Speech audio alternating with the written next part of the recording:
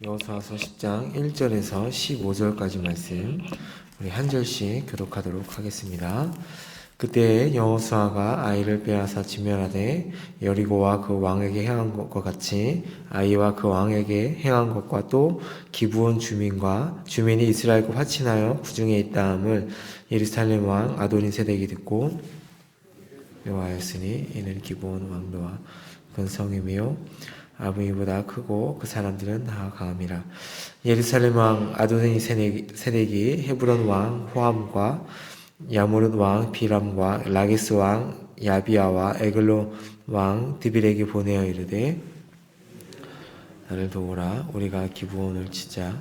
이는 기브온이 여호수아와 이스라엘 자손과 더불어 화친하였음이니라 하매 아모리 족속의 다섯 왕들 곧 예루살렘 왕과 헤브론 왕과 야모릇 왕과 라기스 왕과 에글론 왕이 함께 모여 자기들의 모든 군대를 거느리고 올라와 기브온에 대진하고 싸우니라.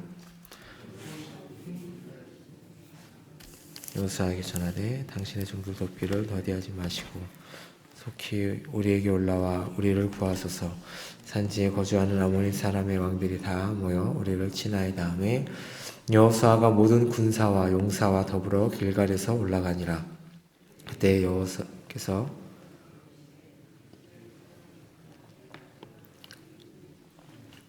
그들 중에서 한 사람도 너를 당할 자 없으리라 하신지라.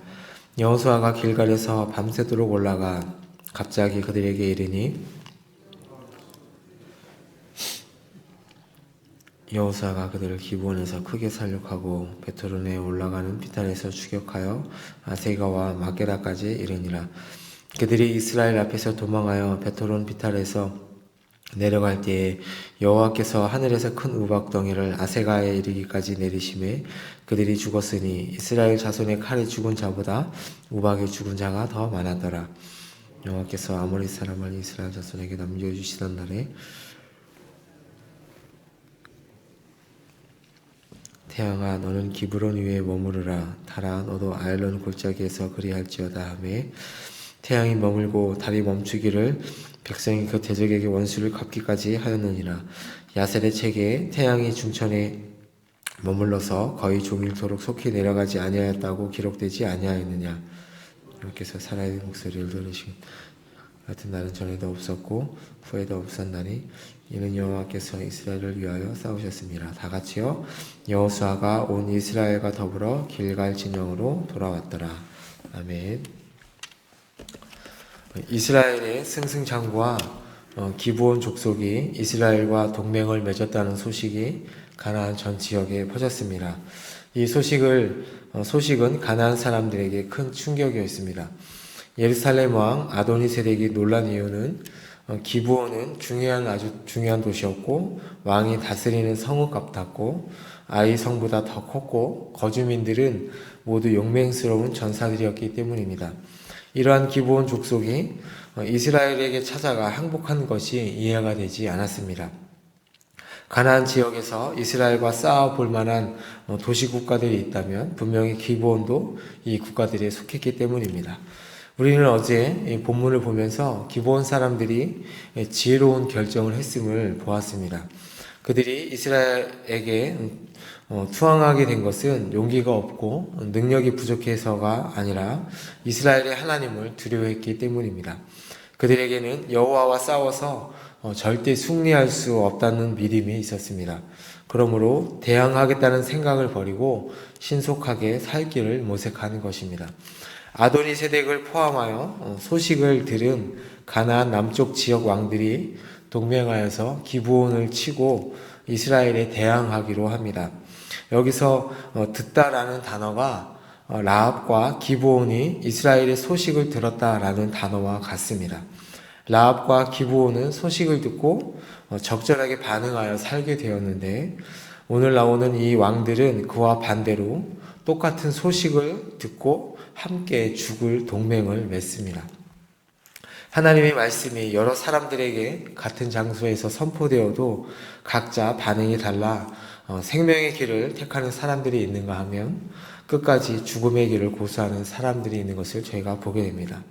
연합군에 참가한 왕들은 오늘 본문에 보면 예루살렘, 그리고 헤브론, 야무룻, 라게스, 에글론 왕 등이었습니다.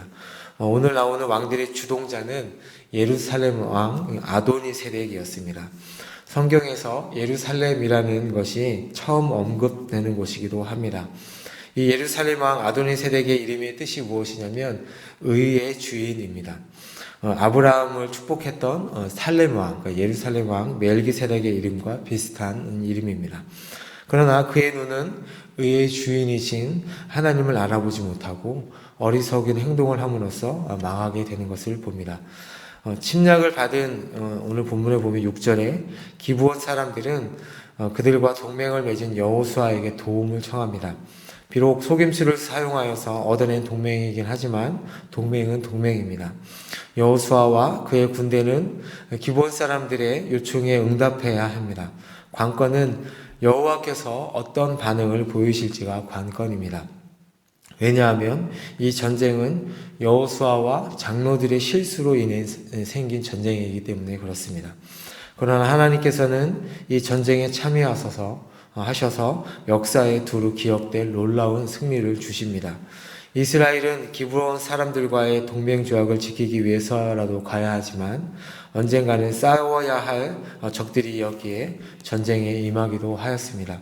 여호수아는 오늘 본문에 보면 최고의 정예 부대를 이끌고 전쟁에 나갑니다. 이번 전쟁에서도 여리고성 전투처럼 하나님께서 사전에 승리를 약속하십니다. 본문에는 전쟁에 대한 자세한 기록이 나와 있지 않지만 그 기록보다는 승리 이후에 기록에 대해서 더 자세하게 기록하고 있습니다. 전쟁은 이스라엘의 일반적인 승리로 끝납니다. 저자는 이스라엘이 승리한 이유를 정확하게 밝히고 있습니다.